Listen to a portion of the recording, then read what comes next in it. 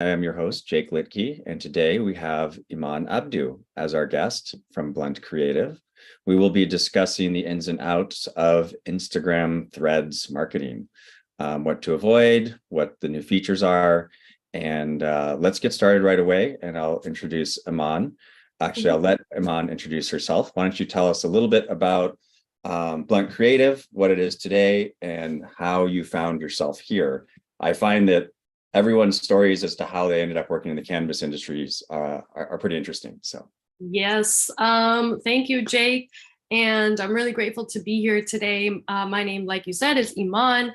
Blunt Creative Inc. is a cannabis marketing agency that was founded in Toronto about 3 years ago. The way that I got into the cannabis industry is actually pretty interesting. I've been a stoner since high school, but never considered working in the industry until I got so my graphic design is my skill. That's what I went to school for. That's what I learned. And I got a full-time marketing, I got a full-time graphic design position at a marketing agency in Toronto a couple years ago. So once I got that job and I was like involved in learning how to make social media posts and that sort of thing, there were 2 cannabis accounts in that agency that I was creating content for. And that's where I kind of got experience with making social media content for cannabis companies specifically. And, learned about the rules and how to navigate Instagram, all of that. And the only reason why I ended up leaving that company is because they couldn't bring on any more cannabis accounts because it was a conflict of interest, because the cannabis company owners were friends with the marketing agency owner. So he didn't want to bring on any more cannabis accounts, and I saw that as an opportunity. So, after a year or so at that agency, I decided to go full time and do my own thing. And essentially, I started off doing general marketing first. So I was just working with all types of all types of industries and that sort of thing. And then I realized that, there's a gap between the cannabis retailers and brands on social media and what kind of content you're allowed to be creating. So that's when I rebranded myself and decided to focus on cannabis. So it's been an interesting experience so far because, like I said, there's a lot of rules and things that you have to navigate and things that you have to know within the cannabis industry. And also Instagram and the social media platforms change so often. So you just have to stay updated with that. But overall, it's been pretty rewarding. Like the amount of people that I've met and events that I've attended because I'm in the space has been worth it 110%. So yeah. that's great. Yeah, you meet a lot of interesting people from all kinds of different spaces in the cannabis industry. I found that to be really interesting and rewarding. Now, you're from Toronto. Yes. But you're currently in New York. So 2 months ago, yep. 2 months. We could probably talk a lot about that, but we'll try and stay on topic as best as possible here. But I do want to sort of talk to something you just said. You're doing creative for brands in Canada. What people may or may not know in the US is that Canada's creative guidelines are actually some of the strictest around, right? In terms of what you can and can't show, imagery, illustrations. How does that work when you're a graphic designer, when most of the things you'd want to output from a design perspective are restricted? That's actually a really good question. So the thing that I try to focus on with every single one of my clients is finding out who they're actually trying to sell their products to or what type of audience they're trying to attract, which is the first step of marketing in any sort of context. But with social media specifically, it gets a little bit harder because people are on social media just to scroll, really. It's like mindless scrolling. That's the majority of what most of us do on there. So the best way to brand yourself and to market yourself is actually not to focus on the product. It's to focus on educational content or lifestyle content. So for example, if some of my clients go to events, some of the content that I'll make would be a highlight reel or behind the scenes photos and that sort of thing, like them just engaging in the event as the brand owner or as the cannabis dispensary owner. And then another component of it would be the educational content side. So as we know, not a lot of people are very educated on cannabis. They don't really know what they're supposed to be buying. They don't know what the terpenes are. They don't know THC percentages. And like a lot of the products in the legacy market, especially in New York, are not even labeled with a number for the THC percentage, which is very concerning because it's like I came from a legal market. So I'm like, what do you mean you have all this weed in this package and there's no THC percentage on it? I don't know what I'm smoking. I don't know how much it is. And that's the reason why I do what I do, is because when we're on social media and we're mindlessly scrolling and we see a post that says, what do you know about the endocannabinoid system? And it breaks down what the endocannabinoid system is and how it can function in your how it functions in your body, and how cannabinoids respond to the receptors and all of that. All of a sudden you're engaging your target audience, but you're not selling anything to them.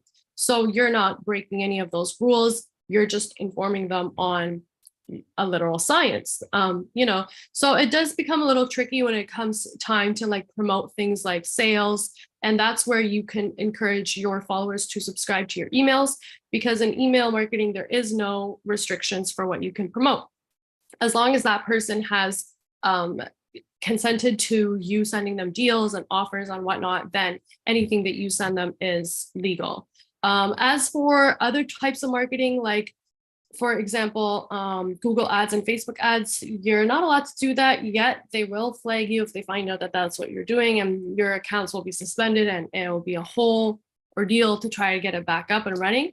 So so that's kind of the predicament that I'm in right now, is like figuring out how much leeway I have versus what gets you flagged or restricted. Yeah, so let's drill into that a little bit. So in theory, organic content that's lifestyle content should be fine, right? However, lots of cannabis companies have gotten their Instagram accounts, for example, suspended, even when they thought they were posting lifestyle content. Do you see any like consistent things that always get someone flagged, or is it more that there's probably a large group of people and machines that are analyzing these things, and depending on who looks at it, sometimes you get flagged, sometimes you don't? I know it's somewhat anecdotal, but what have you seen?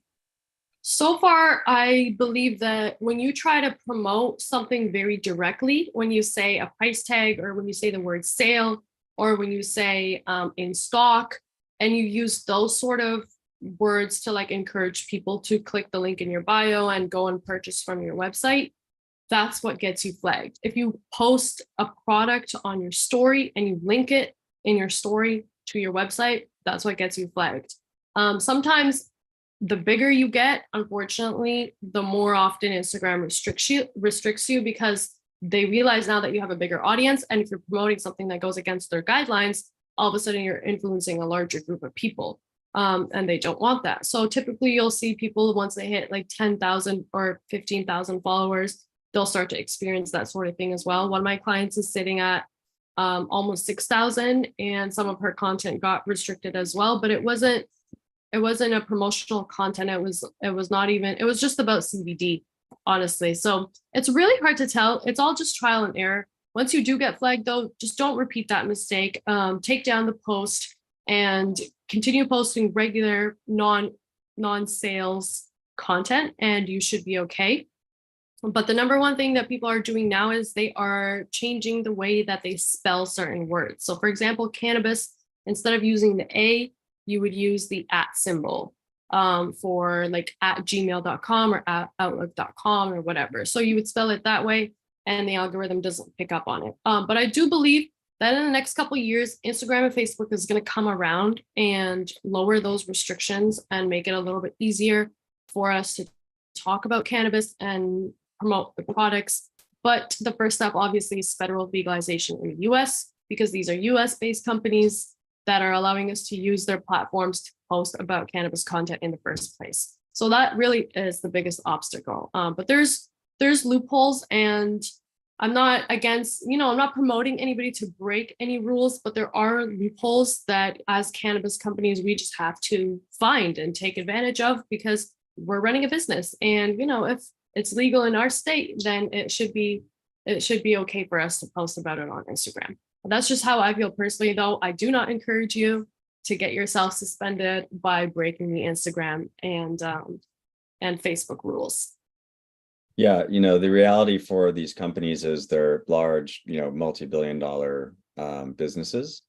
and there technically exists laws on the books that it's federally legal, and that creates a liability for them. And so, when you're a corporation of that size and you're the CFO or whoever's in charge, and they look at, even if you took, even if they just allowed all the cannabis companies to start running paid ads on Facebook or Google, or Facebook and Instagram, that amount of revenue is just so tiny compared to the overall business that the risk reward scenario for them doesn't make any kind of sense, right? So Absolutely.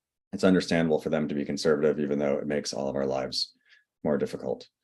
Absolutely. And that's what happened with MasterCard as well, because I did see a bunch of people complaining about how MasterCard started banning debit card users from making cannabis purchases. But I thought about it in a business perspective too, and it makes sense that it's MasterCard. It's a large corporation. If they get caught breaking the law, then they get fined. And what they care about is their stockholders and their shares, so they don't want that to dip. So it's unfortunate that we have to suffer, setbacks because of financial greed, but that's a whole other conversation. I just wanted to add that little point, that it really does come down to how much money are they going to lose if they let you break a couple of the laws, Yeah, and real quick, I just want to mention to everyone that's watching, there is a chat in the Zoom webinar. If you have questions as we're talking, go ahead and throw them in there, and then we'll address them towards the end of the session. So, okay, so let's get on topic, and we are supposed to be talking about threads, which is new for everyone. Right. Obviously, it ballooned pretty quickly. I've seen various numbers on engagement going up or going down. Obviously, they had a huge advantage because you just press one button and then you're following everyone. I actually, when I signed up, I just clicked the button, follow everyone. And now I've been getting alerts of people join threads. Some people I haven't talked to in years. I forgot they were even in my Instagram. So maybe there's some opportunities to reconnect with people, but I'm not in there very often. I'd like to get your take on where Threads is today, how it's evolved, and what kind of activity you're seeing. For sure. So I started using it as soon as they launched it, and I've been using it almost pretty much every day since. And what I noticed was, at first it was pretty exciting. It was almost like a sleepover, with like all of your classmates from like high school. That's what it felt like. It was like a reunion. I was like, oh my God, all of us are in this big house together, and we're like reconnecting, and we're just having fun and sharing memes and whatnot. But over the past couple weeks since the launch, I have noticed a little bit of a significant, a little bit of a dip in activity. And my theory on it is everybody got excited about Threads, wanted to find out what it was about, realized they don't want their Instagram followers to know their thoughts. So they went back to Twitter, which is now X. And Twitter, I haven't used Twitter since 2021, but I was using Twitter since it launched before then. So like for 10 years, I was an active Twitter user. So I'm very familiar with the platform and the way that the community on Twitter works. But I just found that it ended up getting really negative, and so I stopped using Twitter. What I like about Threads is that it gives you the chance to be more authentic with the people that you follow on Instagram. And a lot of us kind of have social media personas. Like we'll act different on TikTok than we do on LinkedIn, than we do on Instagram, than we do on Twitter. But what the good thing about Instagram is now all the people that follow you on, since you were in high school or since you were in middle school or whatever, get to actually see a different side of you with your threads. And your threads is a way for you to express more of your thoughts. It's a way for you to promote different things that you wouldn't promote on your story or that you wouldn't post on your feed. And so it really just is an extension of the algorithm, a network that you have existing on Instagram already.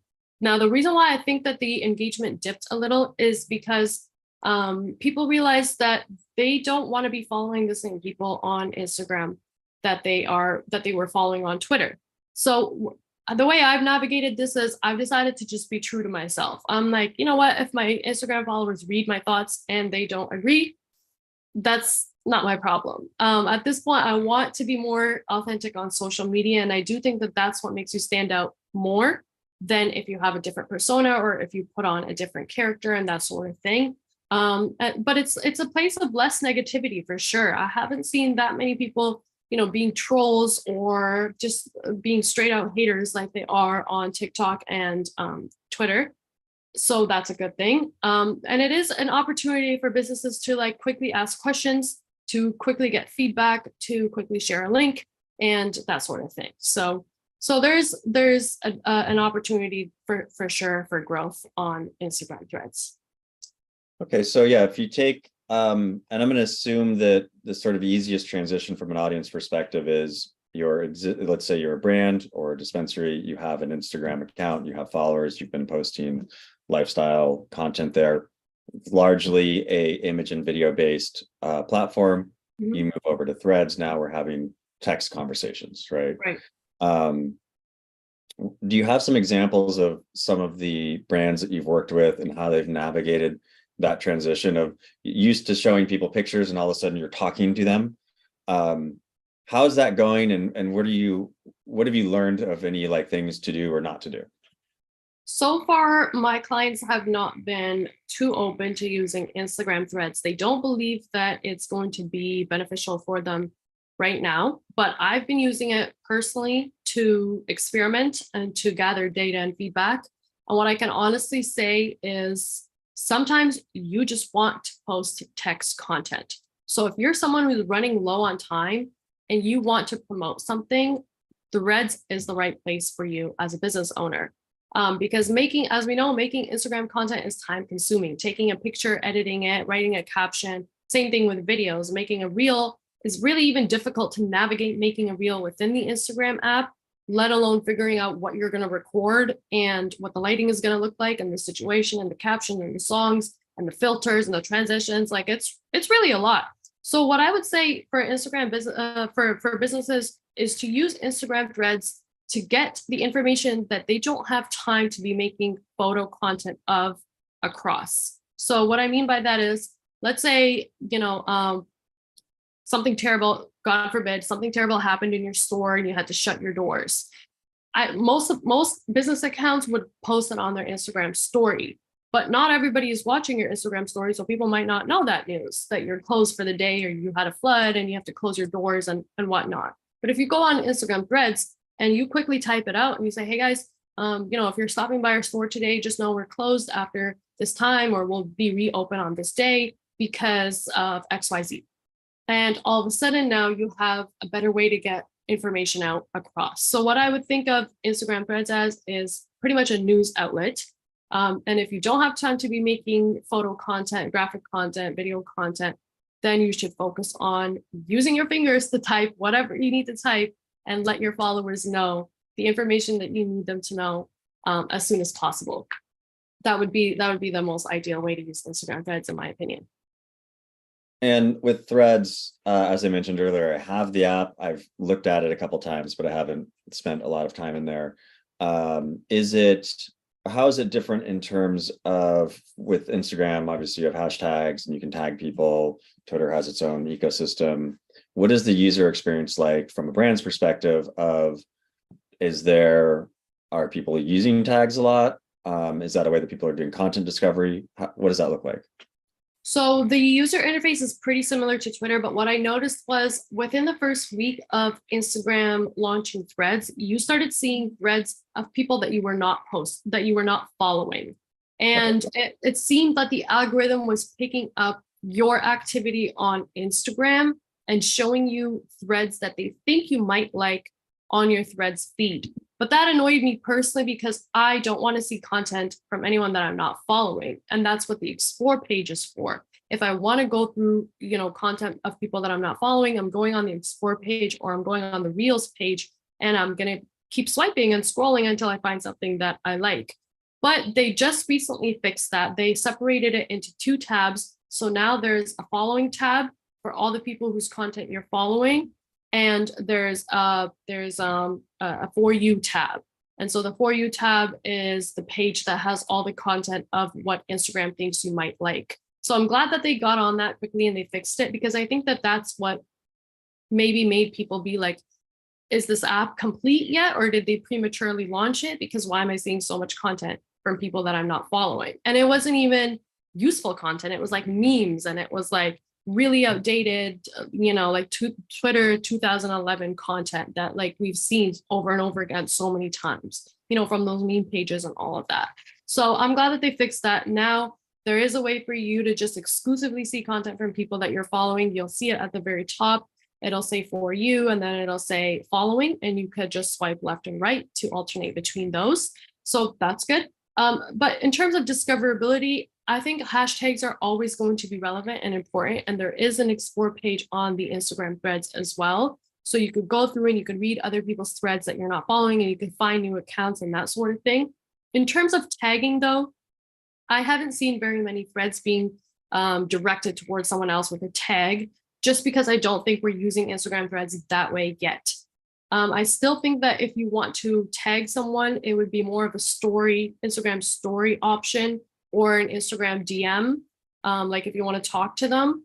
And I've yet to see Instagram threads introduce a direct messaging component to the app. So that's why there's probably not that much tagging going on. But what you can do is you could quote someone's thread. So instead of, let's say someone posts a thread here, you could quote it and then you add your comment on top of their thread. And so now that becomes your own post that other people can reply to. So that's really the only way to engage with people that you're not following right now. But I think that it's a good thing, because sometimes Instagram floods your feed on the actual app with suggested accounts and suggested posts, which I personally find annoying again. And I'm sure a lot of people agree with me on this, because we are following who we're following for a reason. And if we want to go and find other people's content that we're not following, there's a whole page dedicated to that. So I think it's going to stay like this for a while. We'll see what happens. But so far, yes, please use hashtags and please try to discover new accounts. You never know who you could come across. And just keep your followers organically by engaging with accounts that you like, and vice versa. Okay. And so let's say you are, again, a brand or a retailer, and you are exploring threads for the first time. You've set up your account, you've linked it to your Instagram or set up freestanding. What would be like steps 1, 2, and 3 that you would recommend for someone to do? Like the first things, like, hello world, start following people, start quoting people. How do you get the ball rolling for a brand new threads account? So the thing that I would not do, that most of us actually did, is automatically follow all the people that you're following on Instagram on threads. I think that was everybody's first mistake. We didn't know any better, but now if you're starting to set up your threads account for the first time, do not follow everybody that you're following on Instagram. Take the time to actually go through all the people that you're following on Instagram and select whether or not you want to follow them on threads as well. What that's going to do is it's going to improve the algorithm for you to show you more relevant threads and accounts to follow. And it's also going to eliminate a whole bunch of other useless content that you don't need to be seeing on your threads, especially as a business account. Because what a lot of businesses will do is the person who runs the business account also has their personal account linked on the same phone. And so the phone will pick up, because it has the same device IP address, it'll pick up activity from both accounts. And it'll kind of merge the algorithm from your personal account and from your business account. So if you're using your business Instagram account to link your threads, don't follow people that you know personally. Follow other business accounts, community influencers and that sort of thing, because then your algorithm is going to be a lot more specific, which is what you want. And you're not going to have to go through the trouble of unfollowing people later that you don't want to see content from, and that sort of thing. Sorry, can you just repeat the second part of your question one more time? Well, the other thought that I had was about getting started for a fresh account. Right. I think you gave some tips there. Maybe right. We could go, unless you have another one. I was going to say, are there some examples? I was going to add one more thing. Okay. I just forgot the second part of your question. I apologize. But yeah, the second thing I would do is refresh your bio and your photo and your links. So Instagram does give you the option to copy paste everything from your Instagram bio to your threads bio. You can do that if you're really happy with your Instagram bio, but if you're not, now would be the time to change it and update those links and update the profile picture and just get the profile of your threads account looking very professional.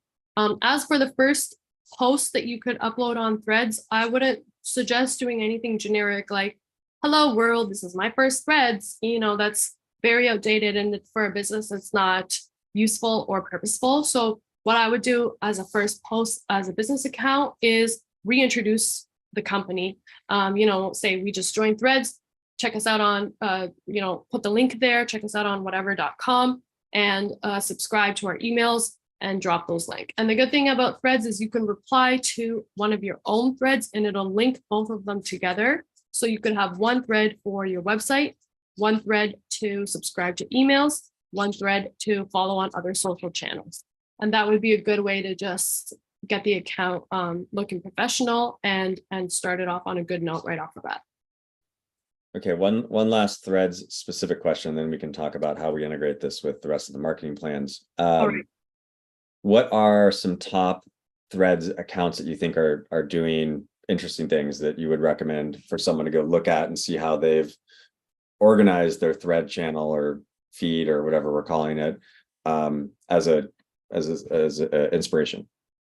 To be honest with you, I might have to open my Threads and scroll through and find one for you right now. But what I can say is a lot of the cannabis news outlets that have joined Threads have been doing a great job. So, for example, MJ Biz, and there's another one called StratCan Media, which is a Canadian account.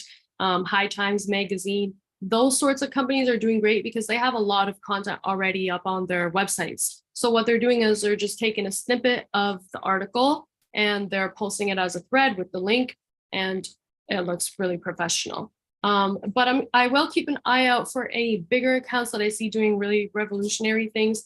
Like I said, you can post photos, videos, and that sort of thing and hashtags on Threads right now, but I don't think people are using it in that way just yet because Instagram is still mostly a photo and video app, and that's what that is for. But I'll keep an eye out for sure, and hopefully in a couple of weeks I'll have a better list for you in terms of who to follow and keep track of on Threads. Great, thank you.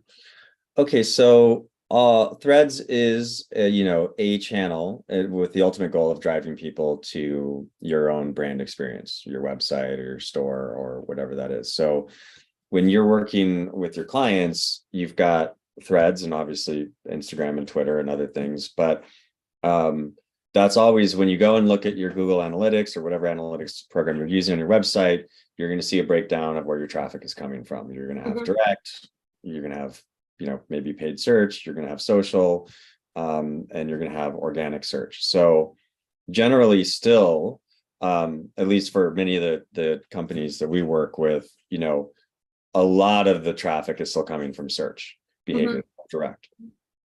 How do you advise someone to balance what are generally limited marketing resources in the cannabis industry in terms of everything takes time? So how do you balance the ROI that you're getting from how much time you want to spend developing Threads or Instagram content versus building, organic, evergreen SEO type content?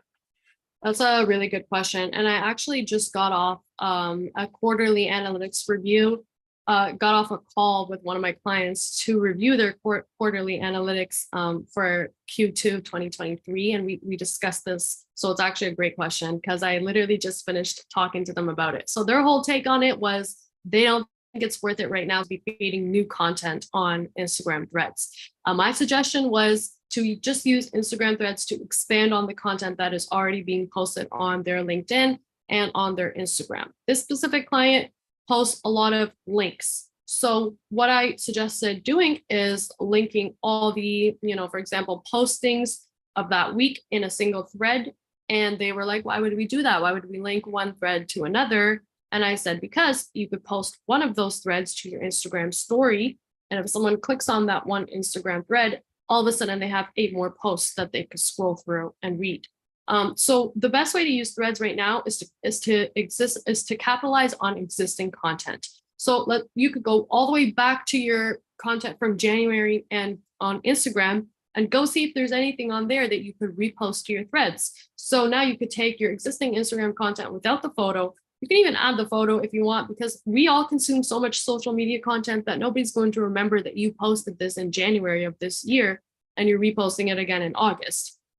I really like evergreen content because that's the whole purpose of it, is you could reuse it over and over again, and you could expand on it. But the best way to use Instagram threads right now is to get your community asking questions, or to ask your community questions and get their responses. So let's say, you have a cannabis product that you launched in January and you did a whole campaign around it. And then in July, you did a pop-up and you got some content from your July pop-up.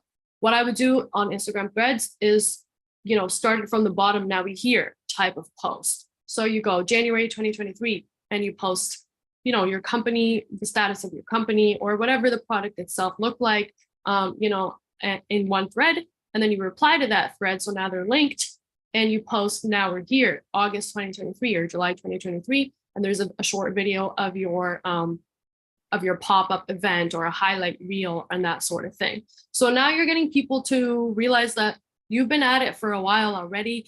You as a company, you grew too, and you're not doing too much extra work because you're using existing content that's already on your platform. So that's one way I would do it. Another way I would use Instagram threads is to get people to subscribe to your emails. Emails, we all get so many emails, and I understand wholeheartedly how hard it is to get people to sign up to your emails, because most of the time they don't open them. But with Instagram threads, once you get people to sign up to your email, now you can send them as many offers and promotions as you want to for your products, or for your sales, or for your events and that sort of thing.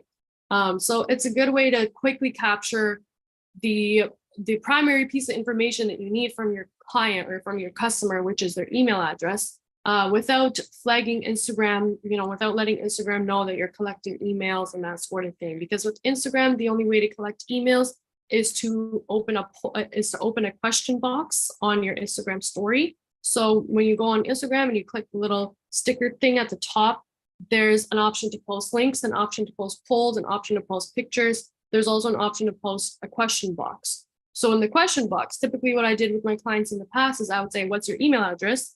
And then everybody who replied with their email address would get added to the mailing list.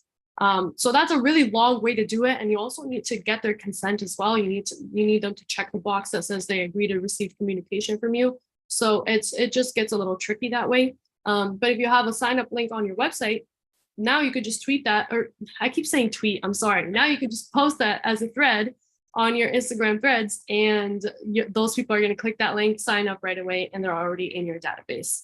So that would be the primary ways that I would use it. Yeah, I think it's going to take a while to eliminate the word tweet or Twitter from vocabulary. For real. It's been a long time.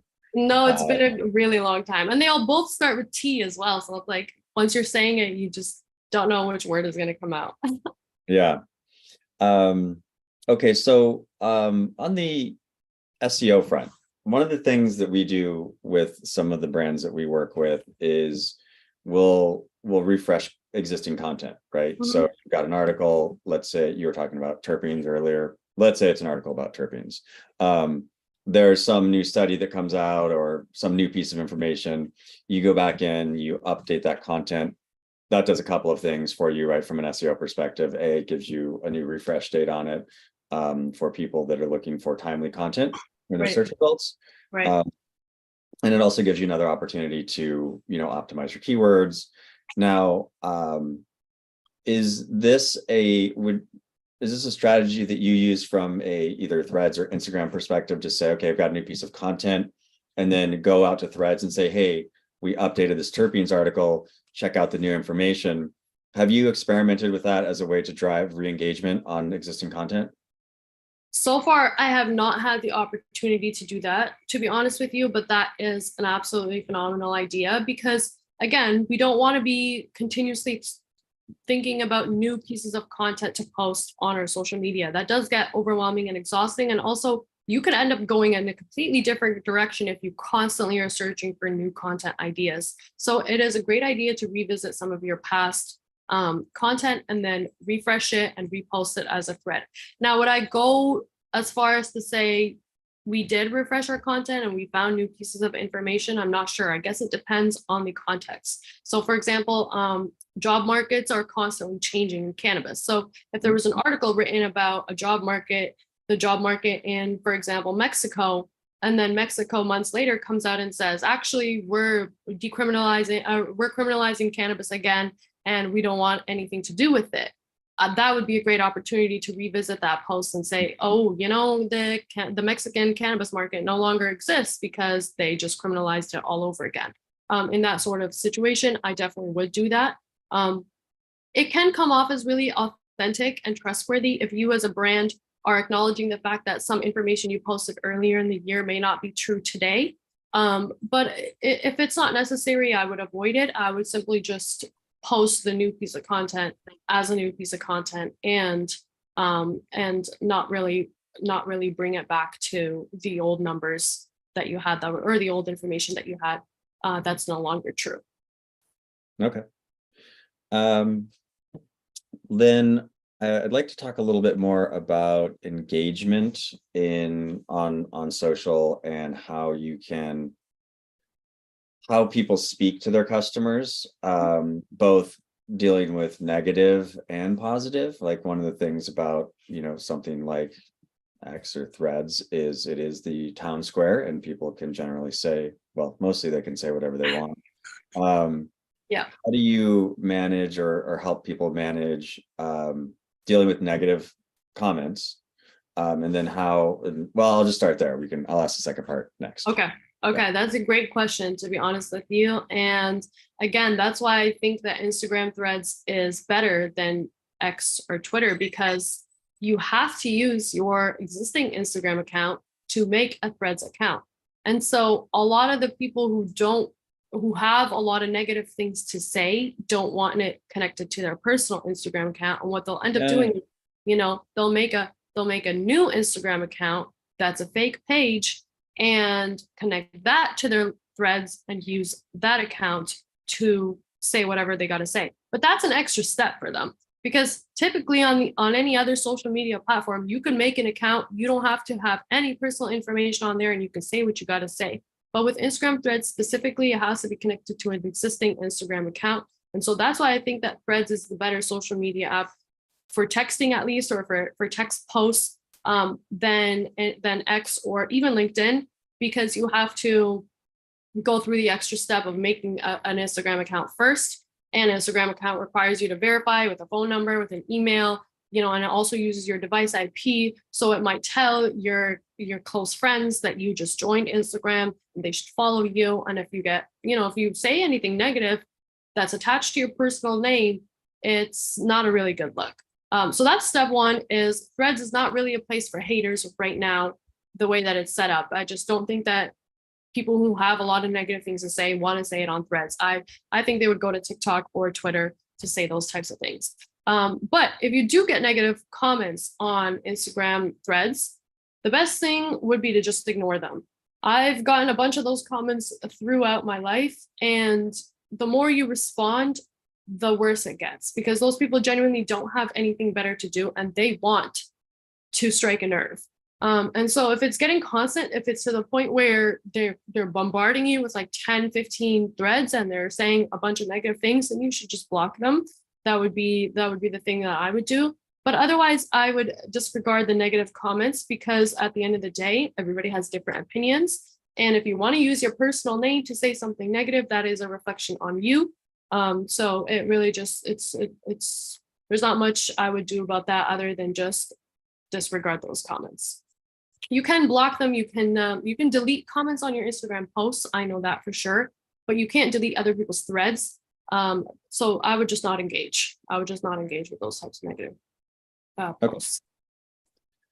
All right. So getting into a little more detail of what I was talking about earlier, which is striking a balance between where you're spending your time and energy, or where a brand is spending their time and energy, in terms of, and it's going to be different for different clients, but let's just say it's someone new, they've got a limited budget, and where there's the pie of 100% of their time and energy and potentially in dollars.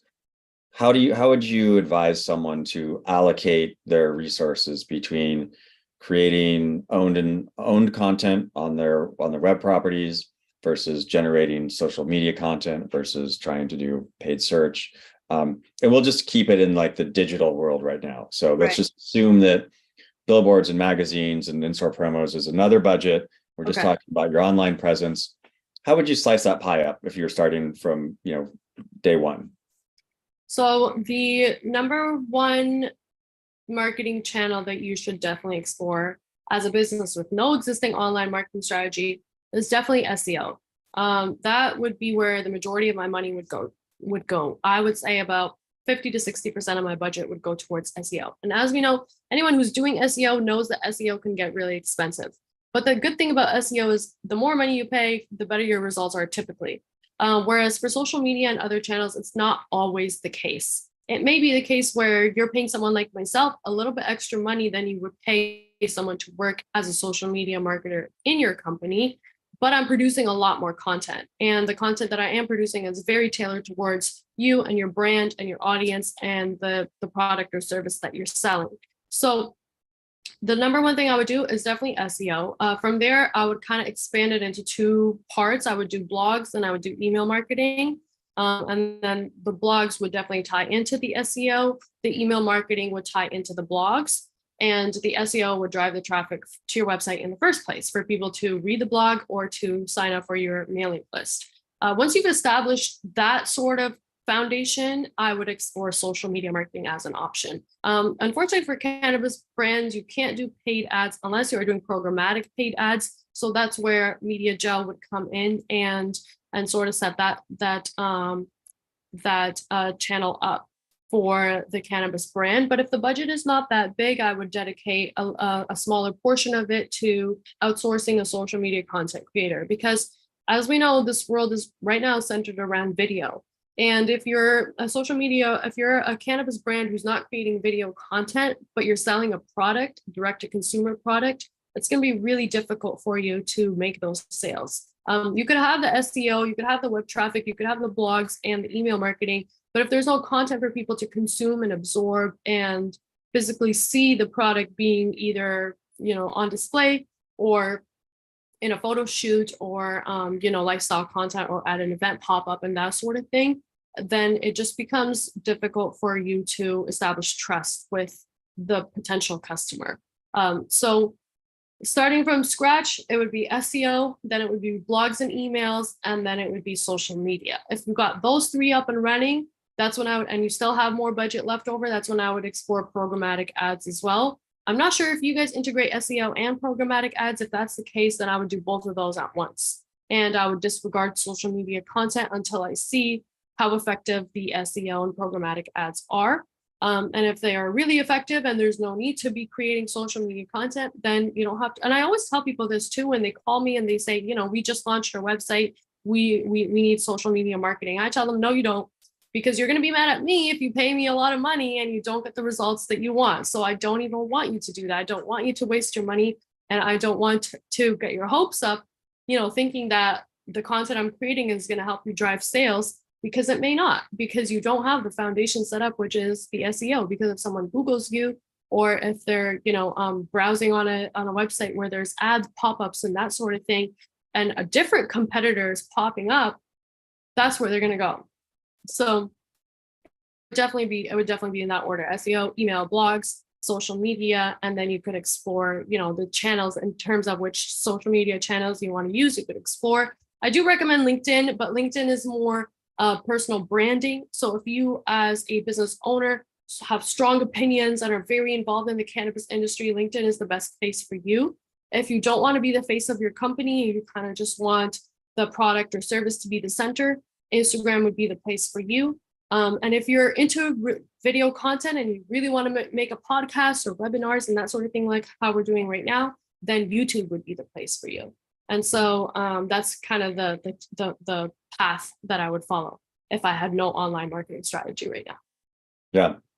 So we do, as you said, we do programmatic, we do SEO, and then we actually do paid search for cannabis brands, mostly retailers. It's complicated and you have to go through some steps to do it so that you don't break any of the rules. Right. But we can do it. And so, we like to be doing all three of those things at the same time when possible, because, you're going to have top of funnel help on the programmatic side. That definitely impacts what happens on the search results. And in that case, now we're working for organic results and paid results at the same time. Mhm. And we can see an overlap between, because we have a device graph, right? So we can see that we served like a dozen display impressions to this device over the last, say, 2 weeks. Mhm. Then someone did a organic search on Google, and they came to the search results. They then clicked on either the organic or the paid results for that particular brand, and then they made a purchase. And you can tie all of that together, right? So you can get a Right. good picture of the buyer's journey. Right. One of the things that, and we get all that stuff that works really well, but I think that what many people forget, and I'm queuing off what you said around the video, is that getting someone's attention and getting them to go to your site is just like the first step. It's a big step, Mhm. but once they get there, where we see the real difference in performance from an advertising perspective, where people are really generating good returns or not, is in that post-click experience. When they get to your brand page, what do they see? Right? Do they see engaging video? Do they see social proof? Do they even just see a website that looks professional? Right? And we've had that before where people have come in and said, I want to run a paid media campaign. And we look at their web presence and we say, you don't want to run a media campaign. You should take your money and you should invest it in your online presence first, because you'll be wasting your dollars trying to run paid media to a funnel that's not configured correctly. Absolutely correct. And that's the way that you have to think about marketing, is like, they're not separate tables. They're all legs of the same table. So if you're missing a leg, your table's going to be wobbly and it's not going to hold anything on its surface, right? And so that's what a lot of business owners unfortunately think, because in theory, it makes a lot of sense. It's like, yeah, we have a website and it looks good and we want to put money behind it. But if that website, like you said, is not configured properly, then a first-time user like myself who goes on it might not have a great experience. And businesses are underestimating how educated clients and consumers are these days, because a lot of us are doing online shopping. So we know when a website is configured properly, or when a page takes too long to load, we just close it. Or if something is out of stock and is not redirecting us, we're like, all right, we're not buying anything, So all of those things are really important to consider in terms of the user experience. If the user experience is great and the website presence is great, then all the other legs of your marketing are going to hold the table up as well. But that definitely is the first piece of it. I like the table analogy. I haven't heard that one before. I think I might borrow that in the future. Yeah, feel free. Usually I just stick with the funnel, but I like the table. Yeah, it makes a lot of sense though, because it's like, think about it. If you have a table with 4 legs and one of them is missing, it's like that table's going to go like this, or if you put too much weight on one end, it's going to fall. So yeah, that's how I like to think about it. I like that. And keeping content fresh is obviously very important. I mean, one of the things that I have historically done, now you can do the same thing with social, but when I encountered a new brand and I was evaluating whether or not I thought it was a real company that had a product, that I would go and look at their blog, right? And just see the date of the most recent blog post. And if they haven't posted something in like 6 months, for me, that's an immediate, like, okay, is this a real company that's actually robust? Because you should be having, timely content, even if it's more just fluff, for lack of a better word, of like just posting something about what's going on, about your business or about news or anything that's relevant. It just shows that you're paying attention to your presence. Absolutely. No, you're right. And the good thing about blogs and LinkedIn and that sort of thing, even Instagram threads, is you could always copy paste you could take your LinkedIn post and you could expand on it and make it a full blog post. And then you could take that blog post and you could take little snippets of the blog post and turn it into a threads post. So there's different ways to utilize the same piece of content across different platforms. You don't always need new content for every single platform. And if there is a blog post that you haven't updated, or if there's a blog on your website that you haven't updated in 6 months, it might be time to take some of that and post it on threads, or make it into a LinkedIn post and redirect traffic back to that blog post.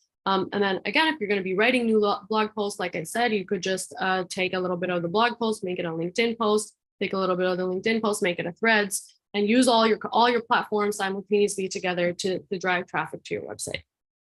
Yeah.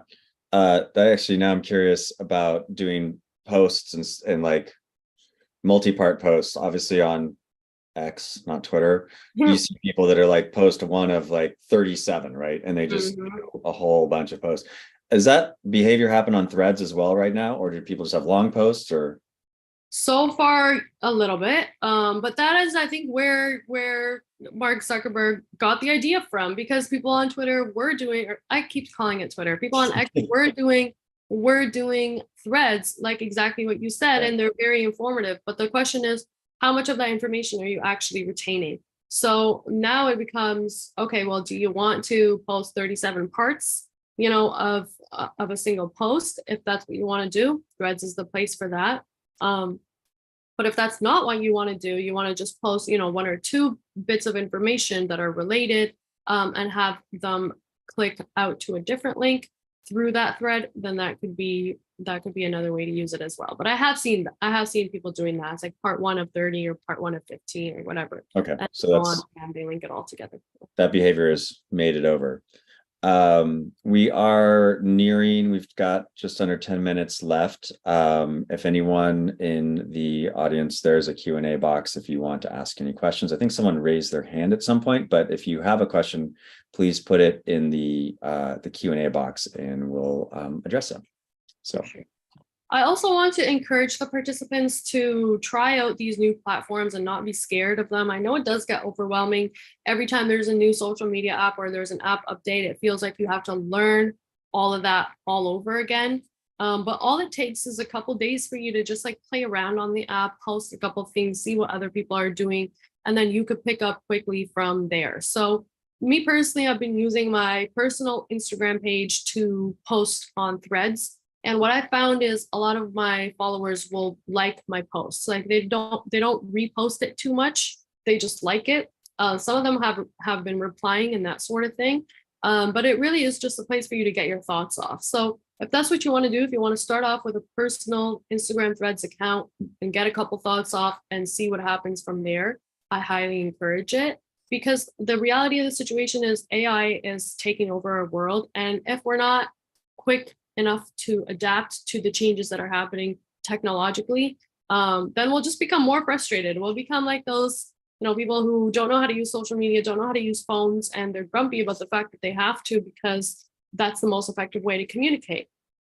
So I do encourage an open mind whenever there is app updates or a new social media app being launched, and really just take the time to at least play around with it before you make your mind up about whether or not you want to use another social media app or not. Yeah. Great. Well, we've got a little bit more time and you said the word AI. So let's talk about that for a few minutes. We're using a lot of different AI tools inside of our team right now, both on the engineering side, because we're about half our company is software engineers and because we're a technology business, but we also, as you know, we run SEO and paid search and programmatic. So we're doing work for brands and retailers also. Have you been to what extent are you using AI in your agency practice today? I know it's real easy to go into ChatGPT and say, give me 10 ideas for social posts, and it'll crank out things that are reasonably good starting points, actually, if you feed it enough information. How are you leveraging that? And are you using that to inform post ideas and strategies for Threads and other places? I absolutely am. I won't even lie to you about this. I'm using ChatGPT because we are a culture of people who wants to work smarter, not harder. And so the more we resist the technology, the more difficult our life becomes. Like at first I was opposed to it. I was like, no, I want to be creating all the ideas, organically and writing the posts organically and that sort of thing. But like I said, you're going to eventually run out of ideas. And so it really does help to go into ChatGPT and draw from what ChatGPT gives you. So I don't copy paste what ChatGPT does because it types like a robot and it gives you a bunch of unnecessary emojis and all this other stuff, right? So in terms of that, I just use ChatGPT to expand on the idea. So for example, if I'm like, my client has a CBD company, tell me a little bit about the benefits of the endocannabinoid system.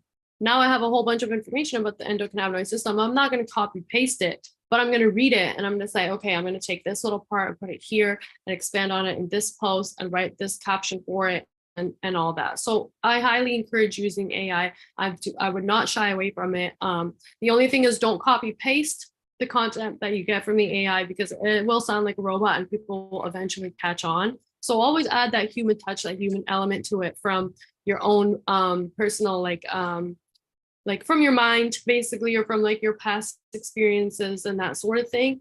But there's nothing wrong with using AI to ChatGPT, especially to come up with social media content because it's difficult. It's really difficult to make social media content. I'm sure you know too because you're in the marketing industry, but you want to capture people's attention as quickly as possible, but you know that in order to capture people's attention in under 3 seconds, you need really good production. You need really good, graphics. You need, and ChatGPT will give you stock photo options as well, which I don't use at all. Like I'm always trying to make my own graphic post or Photoshop it and that sort of thing.